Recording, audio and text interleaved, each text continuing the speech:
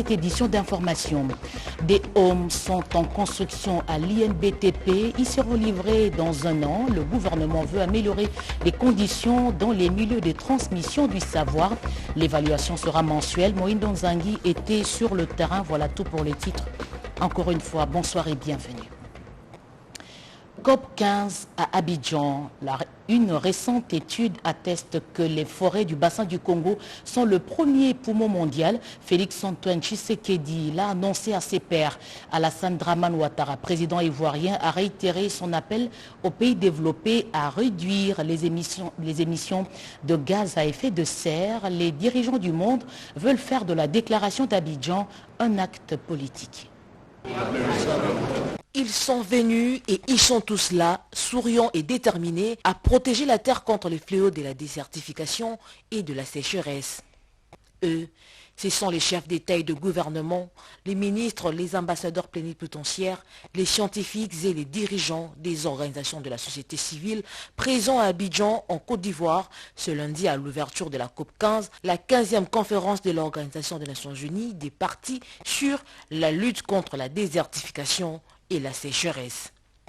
Le président Félix-Antoine Tshisekedi Tshilombo de la République démocratique du Congo a répondu présent à l'invitation de son homologue ivoirien Alassane Ouattara, l'hôte du jour, aux côtés d'autres présidents dont Nana Akufo-Addo du Ghana, Mohamed Bazoum du Niger. Le président de la République a adopté la déclaration d'Abidjan, un engagement politique unanime pour la gestion durable des terres et la restauration de leurs écosystèmes. Je voudrais réitérer mon appel aux pays développés à réduire davantage leurs émissions de gaz à effet de serre et à tenir l'engagement de mobiliser 100 milliards de dollars par an afin d'aider les pays en développement à réussir leur adaptation au changement climatique et leur transition énergétique. Dans ce contexte, je voudrais féliciter le Fonds monétaire international pour la mise en place du Fonds fiduciaire pour la résilience et la durabilité en vue d'aider les pays vulnérables à faire face aux défis structurels qui présentent des risques macroéconomiques tels que les changements climatiques et les pandémies. Tour à tour, les chefs d'État présents à Abidjan ont pris la parole pour réfléchir sur des mesures urgentes à prendre en vue de reboiser les forêts, de développer de bonnes pratiques agricoles, de prévenir l'érosion des sols, de gérer les ressources en eau, d'améliorer la gestion des pâturages, des forêts et du bétail. Mesdames et messieurs, les questions relatives à la dégradation des terres préoccupent au plus haut point mon pays, la République démocratique du Congo, connu pour l'immensité de ses ressources naturelles, notamment sa méga biodiversité et ses dizaines de millions d'hectares de terres arables qui font de lui un pays solution face aux nombreux défis environnementaux rencontrés. Je tiens à rappeler ici que les forêts congolaises au sein du bassin du Congo séquestrent plus de 140 gigatonnes de dioxyde de carbone. Les récentes études scientifiques basées sur les observations faites à partir d'une tour à flux installée dans la réserve de biosphère de Yangambi au nord-est de mon pays attestent que les forêts du bassin du Congo sont actuellement le premier poumon mondial. L'initiative d'Abidjan présentée par le chef d'État ivoirien, l'une des réponses de la Côte d'Ivoire à la mise en œuvre des résolutions de la COP 15, devrait permettre de mobiliser près d'1 milliard de dollars auprès des bailleurs de fonds pour restaurer les terres dégradées. Au pays, débat houleux au Sénat. Voter une loi pour la protection des pygmées est un acte de discrimination ou non? D'autres sénateurs ont jugé cette démarche de stigmatisation. À la fin de la plénière, toutes les tendances ont été ramenées à la raison. La proposition de loi a été votée. Sandra Nyangitabo, Gelor Kimpianga, Denis Kungi. C'est fait. Le rapport de la commission socio-culturelle du Sénat sur la proposition de loi portant protection et promotion des droits des peuples autochtones pygmées a été adopté ce mardi au cours d'une plénière sous la houlette du speaker de la haute chambre du Parlement, Modeste Bahati Lukwebo, après un débat houleux. Au cours de ce débat général, les sénateurs ont soulevé plusieurs inquiétudes quant à la base juridique. Pour les uns, ce texte offrirait un statut spécial aux peuples autochtones pygmées au détriment des autres peuples en leur accordant plusieurs avantages. Certains sénateurs sont allés plus loin en le taxant de discriminatoire et stigmatisant des allégations qui ont été balayées par les membres de la commission socio-culturelle qui ont pris la parole, surtout par la mise au point de l'honorable président du Sénat, Modeste Bahati. À ce jour, si nous sommes corrects, si nous sommes véridiques, nous devons reconnaître que ce groupe de compatriotes est discriminé. Il faut un certain sursaut de patriotisme et d'amour, comme on l'a dit ici, du prochain, pour que nous puissions nous prononcer clairement. D'abord, sur la légalité et la constitutionnalité de la loi. Ce débat était encore plus houleux et plus animé à l'Assemblée nationale, je me rappelle. Mais on a fini par comprendre qu'effectivement, ce groupe de population mérite une attention particulière. Prenons le courage de dire que les peuples autochtones qui sont concernés ici, ce sont les pygmées. Nous devons respecter nos engagements envers la communauté internationale. Votée par l'Assemblée nationale de la deuxième législature de la Troisième République en 2015, cette loi permet de doter la RDC d'un cadre juridique adapté pour déterminer les principes fondamentaux de la promotion des pygmées en tant que groupe autochtone vulnérable. Une fois promulguée par le chef de l'État, elle garantira particulièrement aux pygmées les facilités d'accès à la justice et aux services sociaux de base, la plénitude de la jouissance des terres et des ressources renfermées dans leur milieu de vie respectif, notamment. Il faut signaler qu'une forte délégation des membres de la communauté des peuples autochtones pygmées a participé à la plénière de ce mardi. Renforcement de la coopération économique entre la RDC et l'Afrique du Sud, plus dans le développement de la chaîne de valeur. Le sujet était évoqué au cours des échanges entre le Premier ministre congolais et le président sud-africain Cyril Ramaphosa. Aussitôt après son intervention aux travaux de la conférence d'Indaba 2022 à Cape Town, les premiers ministres s'est fait l'hôte du président de l'Afrique du Sud. Cyril Ramaphosa et Jean-Michel Sama Lukonde Kyenge ont fait les parcours de la coopération bilatérale entre Kinshasa et Pretoria au-delà des liens politiques fructueux. Aujourd'hui, avec le président sud-africain, au-delà de liens politiques qui sont forts, vous le savez, depuis bien des années, il est question de voir comment on améliore ou on renforce davantage la coopération économique entre les deux pays. Il y a cette idée de la chaîne de valeur, cette idée de la mutualisation des efforts. Donc il est question de voir avec la Zambie, comme nous sommes les deux pays plus grands producteurs de cuivre et de cobalt, de voir comment on parlera de la même voix. C'est possible de le faire avec le Botswana, avec la filière du diamant notamment, et avec l'Afrique du Sud aussi, pour le marché, pour les opportunités. Vous savez qu'en termes d'investissement économique, l'Afrique du Sud est très implantée en République démocratique du Congo. Les balais diplomatiques du chef du gouvernement Jean-Michel Sama Lukonde Kyenge depuis l'ouverture des travaux de cette conférence minière prouve à suffisance que la République démocratique du Congo est au centre de la 25e édition d'Indaba Mining 2022. La République démocratique du Congo et la Zambie, deux grands pays producteurs du cobalt et du cuivre. Le président zambien l'a souligné à l'ouverture le lundi 9 mai 2022 des travaux de la conférence minière d'Indaba Mining 2022 à Cape Town en Afrique du Sud.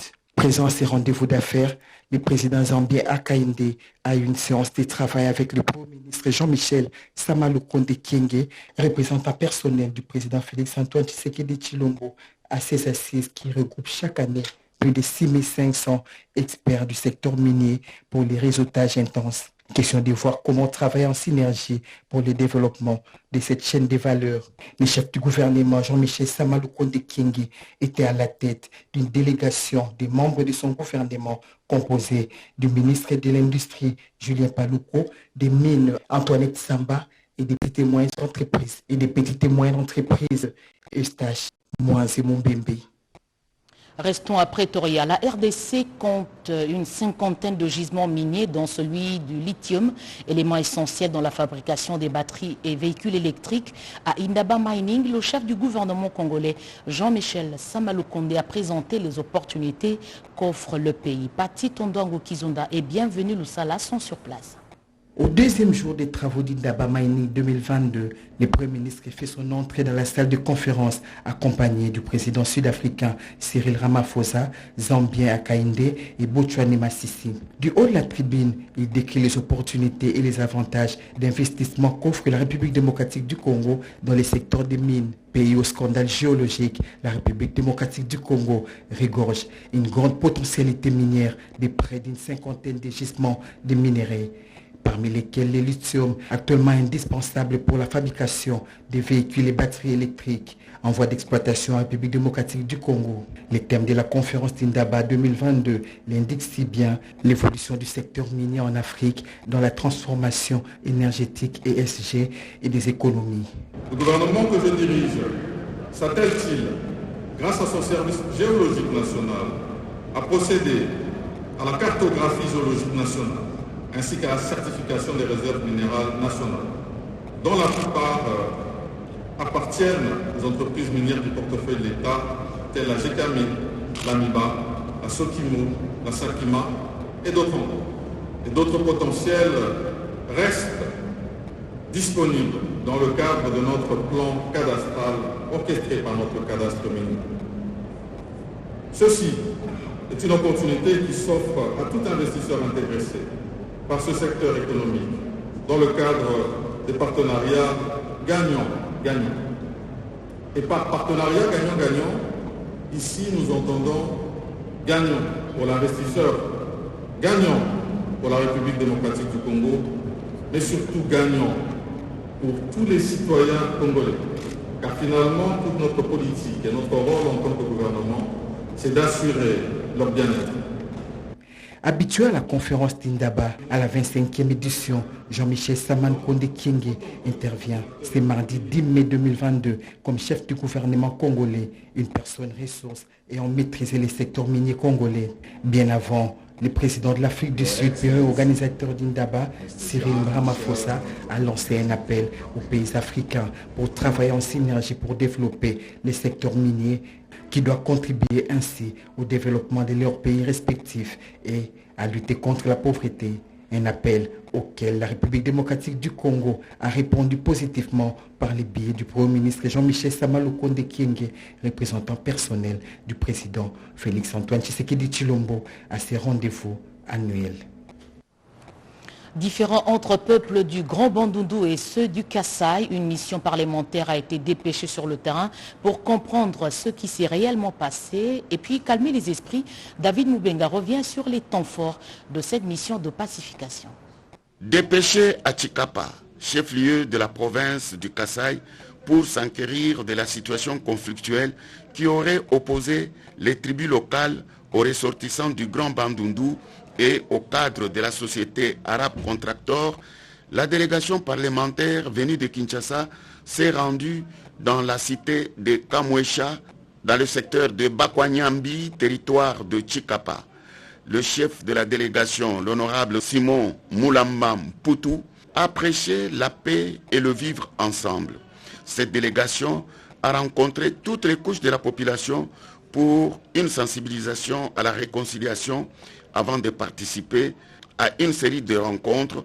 La première, présidée par le gouverneur de la province du Kasaï, Dieudonné Piemé Toukot, qui a réuni la délégation parlementaire, les membres du gouvernement provincial et ceux du Conseil provincial de sécurité. Une autre réunion, celle qui a mis autour d'une même table la représentation des ressortissants du Grand Bandundu et celle du Grand Kasaï, ainsi que les cadres de la société arabe Contractor. Une seule recommandation a été faite à la population de Tshikapa, à savoir la protection des cadres et agents de la société arabe Contractor ainsi que leurs biens et la paix et le vivre ensemble avec les ressortissants d'autres provinces de la République démocratique du Congo présents dans la province du Kasaï.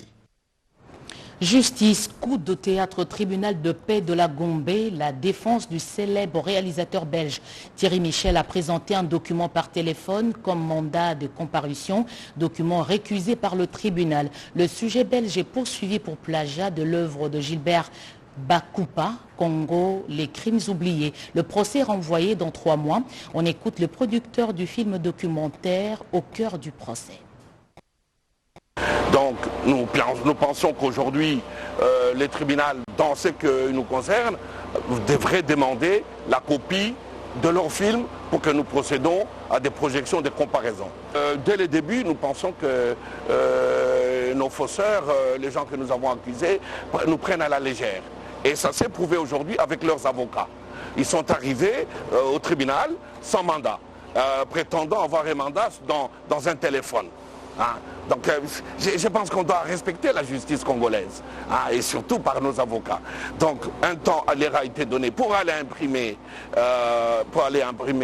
cette supposée procuration, et ils sont revenus avec, et nous avons constaté que dans cette matière très importante, il nous faut l'original. Ça, c'est le premier point. Donc ils n'ont pas l'original. Et ça fait 3 mois que la citation a été faite. Ils n'ont pas pris le temps ils n'ont pas donné de l'importance en fait. Tout chez eux est à l'emporte-pièce. Donc le tribunal a constaté aussi que la deuxième personne qui est citée dans cette affaire, Madame Christine Pirot, n'était pas représentée par les avocats.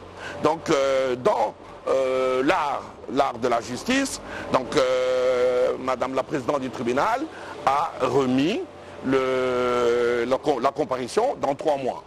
Donc nous attendons, nous reviendrons au mois d'août. Sachez bien que nous sommes très sûrs de nos faits. Donc nous reviendrons au mois d'août. La vérité finira par éclater. Propos recueillis par Cédric Keninambo. Développement de la croissance économique afin d'alléger la pauvreté et mettre en valeur la qualité de la vie du peuple. Les ministres en charge de l'agriculture des pays membres de la SADC cogitent autour de cet objectif depuis ce matin au Malawi. Désiré Mzinga, ministre congolais de l'Agriculture, prend part à ces discussions. Marthe Mangaza-Kalala. Quand le Congo se réveillera, l'Afrique s'éveillera. Cette prophétie est d'un sage et intellectuel africain. Les événements sont en train de replacer la République démocratique du Congo sur l'orbite. Le pays participe actuellement à toutes les activités qui vont lui permettre de rebondir. À la réunion conjointe de ministres de la SADC en charge de l'agriculture, de la sécurité alimentaire, pêche et aquaculture, le pays prend une part active. En ce qui concerne la République démocratique du Congo, nous avons mis en exergue les gros problèmes que purge la production agricole. Nous avons parlé des ravageurs, essentiellement de la chenille légionnaire bretonne, qui est en train de ravager systématiquement les champs de maïs de nos pauvres agriculteurs. Et le soutien de la SADC par rapport à cela. La grosse difficulté que nous avons pour améliorer notre production, c'est le manque d'engrais pour lesquels nous devons faire de l'importation. La RDC dispose d'une grosse usine qui peut être utile même aux membres voisins de la SADC. L'usine Triomphe peut produire près de 150 000 tonnes d'engrais. Ces travaux vont préparer les documents de l'évaluation de la mise en œuvre des décisions du sommet du Conseil de ministres sur la sécurité alimentaire et nutritionnelle dans la région, la déclaration des Malabo de 2014 sur l'agriculture et le développement agricole en Afrique. Document qui sera préparé par les hauts fonctionnaires des 16 pays membres de la communauté de développement de l'Afrique australe à l'intention des ministres en charge de l'agriculture et sécurité alimentaire, de pêche et aquaculture. Renforcer la culture du maïs et du soja dans les provinces du Kasaï oriental et central. Un protocole d'accord a été signé entre le gouvernement congolais et le consortium des investisseurs israéliens. Les qualités et potentiels nutritifs que regorgent les diverses cultures produites en République démocratique du Congo auraient depuis longtemps mis le pays et le peuple congolais à l'abri de l'insuffisance alimentaire et de toutes les conséquences qu'elle entraîne. Pour mieux assurer et encadrer la revanche du sol sur le sous-sol, cher au président de la République, Félix Antoine Tshisekedi Tshilombo, le gouvernement vient à travers le ministère de l'Agriculture de signer un protocole d'accord avec le consortium BENOP. Au terme de celui-ci, les provinces du Kasaï central et du Kasaï oriental serviront les champs de développement intégrés de culture du maïs et du soja. BENOP Agriculture Service s'est engagé à promouvoir le développement de ces deux cultures des champs de productions agricoles à la transformation en farine et autres dérivés de grande consommation. Les débouchés d'évacuation et de commercialisation de ces produits ont également été pris en compte. Nous avons besoin d'un espace d'environ 17 000 hectares pour ces projets. C'est une grande entreprise que nous comptons installer dans ces secteurs-là. Nous allons aussi produire des aliments, les bétails. Il faudrait apporter des machines et installer dans ces secteurs. Et tout ça est inclus dans le projet. Nous voudrions aussi construire des écoles, des hôpitaux. Ce seront là des services qui seront combinés pour assister la communauté. Le gouvernement de son côté va accompagner BENOP Service Agriculture en lui accordant certaines facilités et avantages reconnus par les codes d'investissement congolais ainsi que par la loi et les principes fondamentaux dans les domaines agricoles. Programme de développement des 145 territoires, l'heure du compte a sonné. Après le décaissement de la première tranche du financement par le Trésor, le ministre d'État, ministre du Plan, Christian, doit échanger avec les agences d'exécution sur le terrain. Peggy Munda, Tony Djouma. Le ministre d'État et ministre du Plan, Christian Mwando Simba, a convoqué lundi 9 mai 2022 une réunion à l'intention de 3 agences retenues pour exécuter le programme de développement local des 145 territoires afin de passer en revue l'état d'avancement des activités qu'elles ont eu à réaliser jusqu'à ce jour. Pour le ministre d'État, ministre du Plan, Christian Mwando Simba, après les premiers décaissements, le gouvernement s'apprête à mettre à la disposition de la deuxième tranche du financement de ces programmes, d'où l'importance des dialogues permanents entre les parties en guise d'évaluation. Ils sont en bonne voie, mais on doit aussi beaucoup les accompagner sur des questions qui risquent d'être des questions logistiques, notamment en ce qui concerne la réparation préalable des routes de desserte agricole. Ce sont des questions que nous allons porter à la connaissance du président de la République et du chef du gouvernement. Les agences nous ont informé qu'effectivement, elles ont commencé le déploiement sur le terrain et qu'il y avait déjà des appels qui avaient été faits pour les manifestations d'intérêt, de manière à ce qu'au plus tard, début juin, les appels d'offres soient effectivement lancés et qu'à partir de juillet, août, que les travaux puissent commencer. Au cours de cette séance de travail élargie au vice-ministre du Plan, aux représentants du ministère des Finances, du Développement rural, ainsi qu'aux délégués de la présidence de la République et de la primature, chaque agence a eu à exposer sur les différentes activités amorcées sur terrain après décaissement de la première tranche du financement par le gouvernement. L'exécutif national, à travers le ministère du Plan, reste déterminé à s'impliquer davantage pour l'exécution totale du programme de développement local des 145 territoires, a dit le ministre d'État, ministre du Plan, Christian Mwando Simba, a par ailleurs annoncé la tenue régulière de ces réunions, soit chaque quinzaine du mois. Puisqu'on parle du programme de développement des 145 territoires, ce sujet a été évoqué au cours des échanges que Nana Manouanina, ministre près le président de la République, a eu avec différentes couches des populations à Mbandaka dans la province de l'Équateur. Jacques Abouaba, Mogomina Sedouga. L'unité et la cohésion nationale se cimentent dès les bas âges, dit-on. C'est dans ce cadre que la ministre près le président de la République, ayant mission d'assister les chefs de l'État dans le renforcement de la cohésion et de l'unité nationale, ainsi que la réussite du développement du projet des 145 territoires à la base, séjourne depuis le samedi 7 mai dernier à Mbandaka, chef-lieu de la province de l'Équateur. Le constat est sans équivoque, car cette visite politique était très bénéfique et riche d'enseignements. À Mbandaka, la population s'est dit prête à accompagner la vision politique du chef de l'État, Félix Antoine Tshisekedi Tshilombo, piloté par le Premier ministre et chef du gouvernement, Sama Lukonde. Dans une communication pleine d'essence faite à Lingala, la ministre après le chef de l'État n'a pas lésiné à éveiller la conscience de la population de cette partie du territoire national sur la quasi-totalité des sentiments de solidarité, de cohésion et de l'unité nationale. La population qui est en réalité la première bénéficiaire doit, selon elle, s'approprier et accompagner les projets de développement des 145 territoires à la base. Outre ces projets des 145 territoires à la base, la campagne de sensibilisation sur les valeurs de la République constitue un devoir patriotique pour le triomphe et le succès d'une nation plus solidaire, plus juste et prospère grâce aux vertus du sacro-saint principe de vivre ensemble.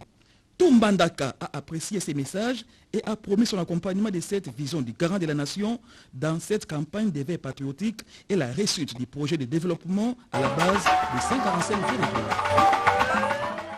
Des auditoires, des homes pour les universités congolaises. Le projet prend forme à l'INBTP. Des homes sont en construction et seront livrés dans une année. Le ministre de l'Enseignement supérieur et universitaire est descendu sur le terrain. Regardez ces images commentées par Edith Chalakatala.